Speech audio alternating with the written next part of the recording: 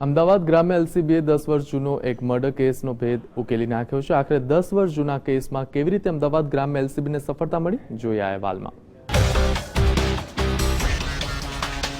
વર્ષ 2007માં અમદાવાદના અસલાલી ટ્રાન્સપોર્ટ નગરમાં સુનિલ ઉર્ફે છોટુની હત્યા થઈ હતી, જે તે સમયે પોલીસે તેના બે મિત્રો દિનેશ અને રાજુની પૂછપરછ કરી, લાઈ ડિટેક્શન તેમજ નાર્કો ટેસ્ટ કર્યા, પરંતુ આ હત્યાનો ભેદ ઉકેલાયો ન હતો।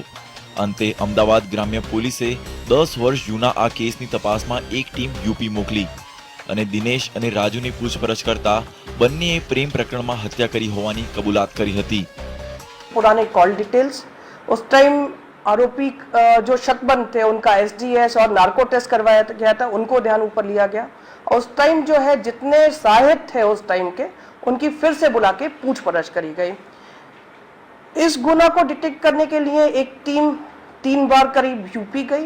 एसओजी पीएसआई जो है इस बार कोलाडरा जो है यूपी गया, वहाँ पर उनको जितने और यूपी के साइड से थे उनसे पूछपरछ करी गई और वहां से हम लोग 2 शकदारों को पकड़ के लाए।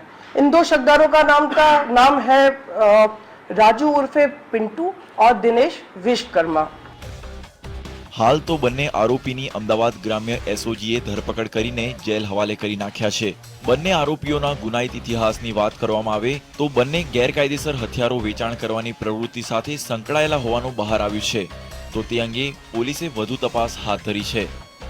કેમેરામેન શ્રેણિક મહેતા સાથે મિહિર સોની, GSTV, અમદાવાદ।